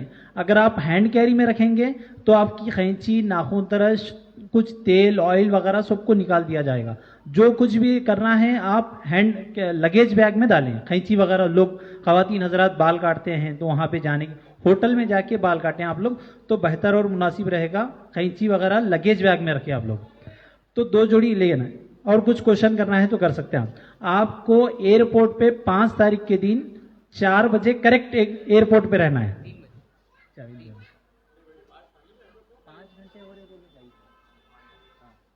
کریکٹ آپ کو ایئرپورٹ پہ 5 تاریخ کے دن 4 بجے رہنا ہے۔ آپ کی فلائٹ 5 تاریخ کے دن رات میں 8:10 کی ہے، تو 4 گھنٹے بیفور رہیں گے نا، کیونکہ ایئرپورٹ پہ ٹریفک اور کراؤڈ زیادہ رہے گا، کراؤڈ کی وجہ سے آپ کا جو لگیج وغیرہ نکلنے میں پھر دقت دشواری ہو جائے گی، پھر آپ کو اندر جا کے بورڈنگ وغیرہ ہونے کے بعد ہم کو احرام باندھنا ہے، اگر ہم تاخیر کریں گے تو پھر آپ کو دشواری پیدا ہو جائے گی احرام باندھنے کے لیے۔ تو آپ کو جو وقت دیا جائے گا کریکٹ 4 بجے آپ ایئرپورٹ پہ رہیں، دوپہر میں 4 بجے، رات میں 8:10 کی فلائٹ ہے، ٹھیک ہے جی؟ آپ کو گیٹ 10 نمبر گیٹ کے پاس ٹھہرنا ہے۔ ایئرپورٹ پہ جب یہ ہوتا ہے نا تو ڈپارچر کی جگہ آپ کو وہاں پہ 10 نمبر ہے اوپر، وہاں پہ انشاءاللہ ہم آپ کو وہیں ٹکٹ اور پاسپورٹ دیے، ٹکٹ اور ویزا وغیرہ دیں گے آپ کو ٹائم، آپ کو جو یہ بنایا گیا ہے نا گروپ واٹس ایپ پہ آپ دیکھتے رہیں، جو بھی ہے آپ کو واٹس ایپ پہ گروپ میں ڈالا جائے گا، آپ گروپ کو دیکھتے رہیں، بہتر اور مناسب رہے گا۔ جو بھی ہے انشاءاللہ ہمارے جاہد بھی وہاں پہ رہیں گے. آپ کو مکہ کی زیارتیں، مدینہ شریف کی زیارتیں سب انشاءاللہ ساتھ میں رہیں گے. یہاں پہ جب ایئرپورٹ میں ہم چھوڑنے کے لیے آئیں گے آپ کو ٹکٹ اور ویزا دیا جائے گا. آپ کا ایئر لائن کا جو لگیج ہے 30 kg ہے، جاتے وقت 30 kg، کیونکہ آتے وقت ہمارے کو زمزم وغیرہ نہیں رہتا نا جاتے وقت. جب آتے وقت آپ کا 25 kg لگیج رہے گا. کتنا رہے گا؟ 25 kg لگیج رہے گا. زمزم ملا کے 30 kg ہو جائے گا. یہ انڈیگو کا ایئر لائن کا جو لگیج ہے نا، آتے وقت 25 kg، زمزم انکلوڈنگ ہے اس میں، زمزم ملا کے 30 kg ہو جائے گا. اگر تھوڑا بھی اگر اونچ نیچ ہو جائے گا تو بولا زمزم چھوڑے گا، یا نہیں تو آپ کو لگیج میں سے کچھ 5 kg کم کرنا پڑے گا جب آپ کا زمزم جائے گا. تو اسی لیے آپ کو ریٹرن آتے وقت 25 kg لگیج کرنا ہے. ذہن میں رکھیں، انڈیگو کا جو لگیج ہے نا آتے وقت آپ کو 25 kg ہے، زمزم ملائے تو 30 kg. ہینڈ گیری جو ہے نا 7 kg برابر ہے. آپ انشاءاللہ کاٹا وغیرہ رہے گا، انتظام رہے گا انشاءاللہ. یہاں پہ تو اتنا لگیج نہیں رہے گا، پھر بھی آپ کو 30 kg بتایا جا رہا ہے. ٹھیک ہے، 30 kg ہے لگیج اور 7 kg ہینڈ کیری چاہیے. ٹھیک ہے، ڈائریکٹ حیدرآباد سے نکلے گی تو ڈائریکٹ جدہ پہنچے گی. جی یہاں پہ 8:10 کو رہے گا تو سمجھیے 5:30 سے 6 گھنٹے کا سفر پکڑیے. اس ٹائم پہ آپ سعودی کا ٹائم الگ ہوتا ہے، انڈیا کا ٹائم الگ ہوتا ہے.